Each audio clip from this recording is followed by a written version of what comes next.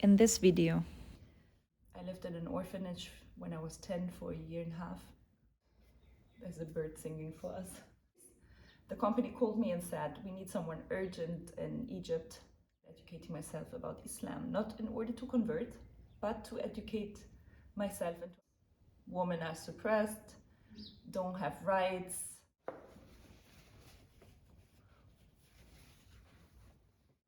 And I knew it's God talking.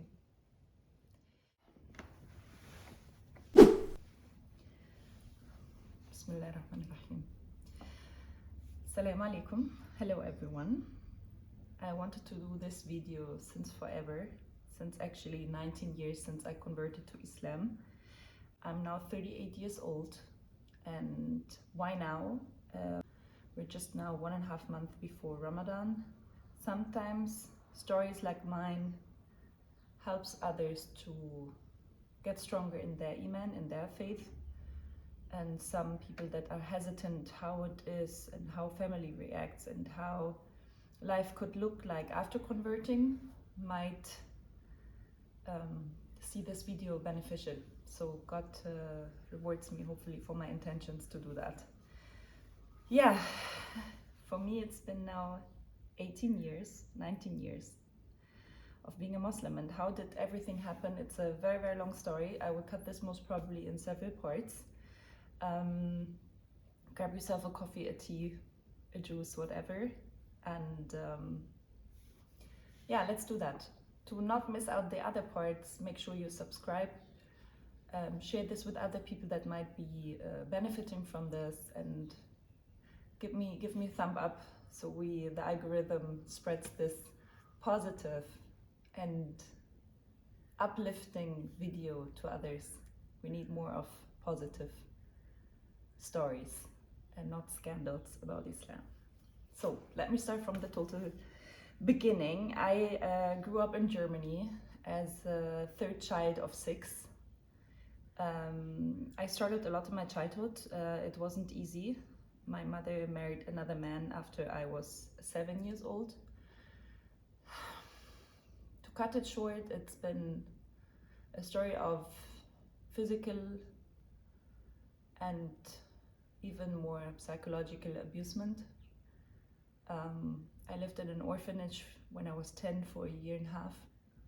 I've been abandoned. It wasn't easy, but I was always a fighter personality.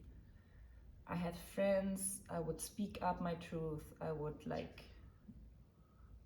find my way out. I would know how to recover. I would know how to get myself out of tough situations, to the extent that I would even support my siblings and be there for them after I just got out. So I was 16 when the government decided to give me my own apartment. They were still someone by law responsible for me before I can sign my own contracts before I'm 18. However, that person left me when I was 17 and said, you are able to function on your own, you are able to take wise decisions, and you're going regular to university, so we trust you to live on your own. I was always quite mature, responsible, and I knew how to fight for things that I see are beneficial for me. And yeah, I was holding on to education because I felt this is my way out to a better life. And what did I study? I studied early childhood development, early childhood psychology for children. I wanted to break the cycle. I wanted to know how to raise kids. I wanted to know how kids grow up healthy. I wanted to, since forever, be a mom. Since I can think, I wanted to create my own family. But I understood much, much later that this craving of having my own family was mostly me wanting to be part of a family. And so thanks God, I was always mature enough to know that yes, I do want kids, but the kids don't want me yet as a mother. And I'm not sure if you hear the bird. There's a bird singing for us. Let's close the windows. So, yeah, when I was 19, I graduated. I finished my studies in Germany, and I went online. Yes, there was something like internet by then. I just went on Google and I researched what I can work abroad with children in another country, since I've been pretty much through Europe, but I've never left Europe and I've never been on an airplane. So I really wanted to enter an airplane, get out somewhere totally different, have a new experience. The company that I applied for had different countries covered, like Greece, like Lanzarote, like, yeah, obviously Spain, but also Egypt. And I signed up for Greece and Spain. I'm not sure why I was afraid to sign up for Egypt. I maybe felt like I want something that is closer to my own culture. So yeah, I was signed for Greece or Spain, and my company eventually wanted to send me to Greece. 2 weeks before me going on the airplane going to Greece, the company called me and said, we need someone urgent in Egypt because we have someone sick and the kids need someone German speaking in Egypt. So it was a tourism company that sends Germans into hotels and does for them like children entertainment programs, day by the beach, stuff like that. And I was anyway free. Okay, why not Egypt then? And I packed, and next day I was on the airplane going to Egypt. The job was quite of a disappointment. It wasn't as I expected. I was not able to develop children, but I was just entertaining them, and I felt very fast that I'm a little bit, yeah, bored, not feeling I'm doing something for my mental health. I'm not developing well as a personality. While cutting this video, I found that the sound became that part very bad, so different camera perspective for a second. This is obviously my first ever YouTube video, so bear with me. It happened that I had a group of tourists going on a Friday to the bazaars. They wanted to buy souvenirs before leaving next day back to Germany. I told them I will help them out, and that guy happened to close the door in front of us and saying he's going to Friday prayers. And I was like questioning his choices and saying, you prefer to go and pray instead of taking all the money we're about to spend here.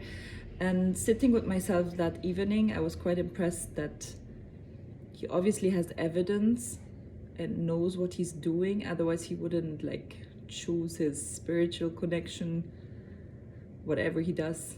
I remember joking with friends saying he's kissing his carpet.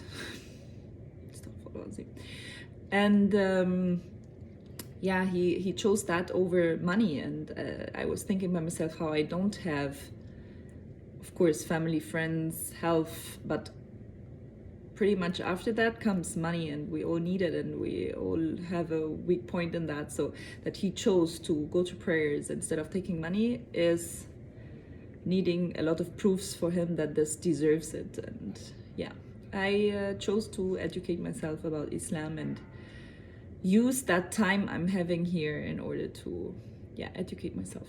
Not in order to convert, but to educate myself and to understand this religion better. Hopefully when I go back to Germany and I work with children again, I will be even able to understand more Islamic culture, kids that wouldn't eat pork, wouldn't celebrate Christmas. It would help me maybe in my work career. So I asked a colleague of mine to bring me books. He was supposed to go to Egypt, to Cairo, and travel, see his family. And I asked him to bring me some books in German language so I could like start reading about this religion. He came back a week after. He got me exactly 3 books.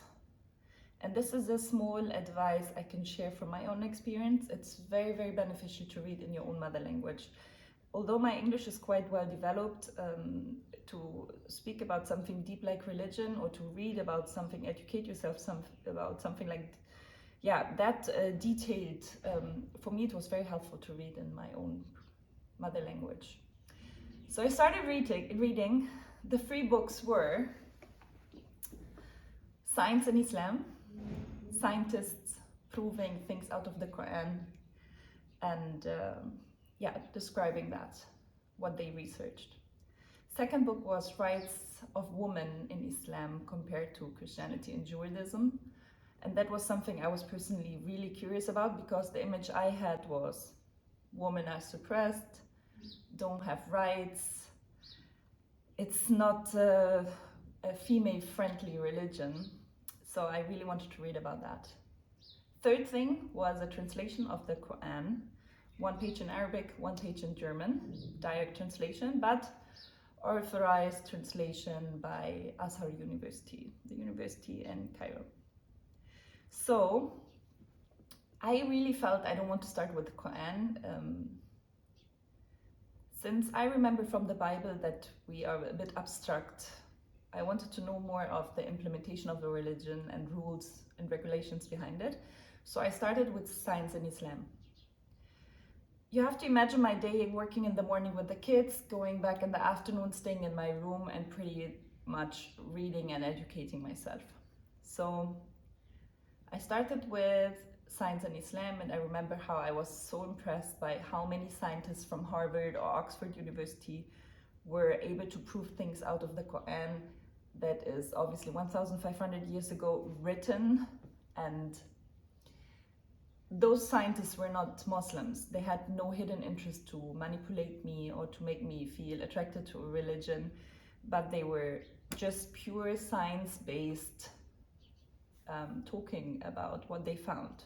I remember how I was impressed about how the embryo looks in the first days and weeks of a pregnancy, and how it was described that the mountains are not just what you see above earth, but how they are stuck inside the earth, and how it's described perfectly. How water could be sweet and salt divided, and how ants' bones could actually be consistent out of glass, and how a bee has 2 stomachs, and mostly female bees are the workers, or only female bees, and how the Arabic word for bee is female, and how the word for stomach is plural. So I came to a point after 2-3 weeks of reading that I said a Quran or the Quran cannot be written by humans. It has to be at least inspired by something higher that had knowledge from a not human source. Otherwise, all those examples of science, and they were like at least 50-60 examples, I couldn't just say this is an example, this is a coincidence, this is, I couldn't just ignore those facts. So let's agree on that this is not written by humans, that no human at that time was able to have such knowledge, especially someone who's not able to read and write, was basically a shepherd in the desert. So logical consequences out of that, if this is not a human written book and it's inspired by something higher, it definitely deserves more of my research. This is the point I had after reading about science. I looked into women's rights because this was obviously one of my biggest fears. I had times of not reading because I was afraid of the consequences if these things start talking to me and reveal as a truth. Because in the back of my head, I was always afraid of, even if all of that makes sense, I am not someone who can live in an Islamic country as a Muslim. I cannot be veiled. I cannot, like all those prejudgments I had about Islam, they came always back to my mind and made me like afraid to continue researching, because I know the consequences, if this seems logic, is to pursue that way. And that was pretty frightening. And so I continued reading. I was reading women's rights in Islam and how much, in those days women had 0 rights and got rights by Islam, and how actually in comparison to Judaism and Christianity, women were allowed to divorce, women were allowed to have their own belongings, earn their own money. Everything they bring into a marriage is charity. How much they are allowed to say their opinion and raise their voice, while in Christianity where you're not allowed to raise your voice in church, and how much different examples of how it's really, really fair and how it's really modern, especially for those days. I was hoping deep inside that I find in this book some proof that I'm on the right track and that this is not made for me. But somehow the opposite happened, and it was time to read the Quran, which was presented to me as the pure word of God, not changed, as it is originally kept till today, which was for me another reason to believe that this is from God, because astaghfirullah azim, if I would be God and would want to make sure that my message is unchanged, delivered to humanity for all times, this is how I would do it. I would make sure, and it's an easy thing for me, or it's an easy thing for Allah to keep the word original. He created the whole world. Imagine him keeping a book original is that small.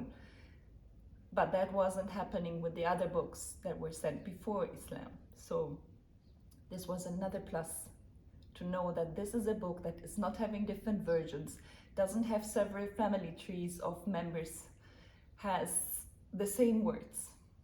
And I remember how I kept washing.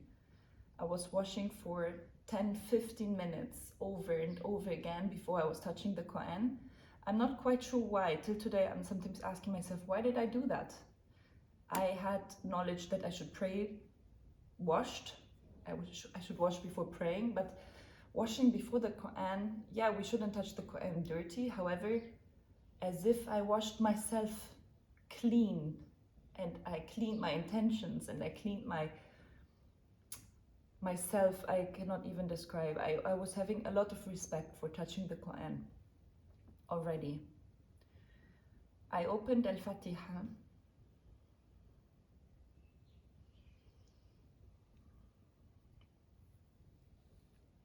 Sorry.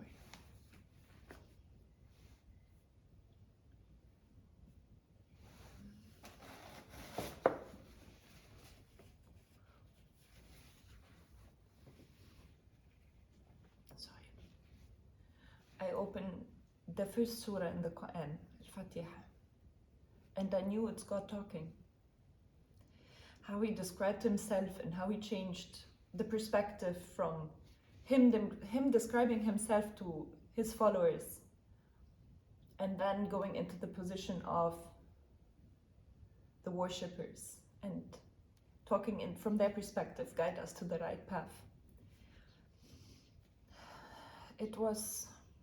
I knew this is God talking. This is how God describes himself and how he's repeating it, Rahman Rahim, his attitude, his characteristics. I just knew it. Still, I was afraid and scared of the logical consequences that should follow after admitting that this is God and his book. Also, some people in my environment saw me always going into my room after work and reading all the time, and they tried to manipulate me and say, let's go to a party, let's go out, have some fun, you don't seem well, you look depressive. Some people even told me, take care, there are some parts in the Quran where it's allowed to hit women, and you should make sure you read everything before you sign up for this religion, or before you say this is God, because how could that match with what you feel right now? I was half Surah Al-Baqarah, the second surah of the Quran, and I was ready to convert. I didn't need to finish the Quran.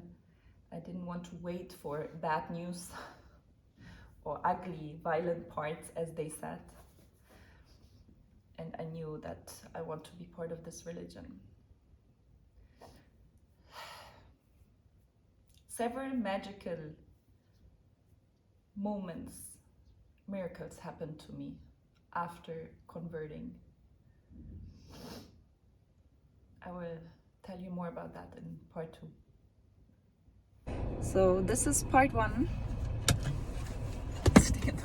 This was part 1 of my convert story. Obviously there's part 2 and 3 following, so make sure you subscribe and not miss out those parts. Spread this video. We need more positive videos about Islam. We have enough scandals online. No need for more of that. Yeah, and comment me in my comment section to boost this algorithm. Leave a thumb up, support me. Thank you so much. See you soon.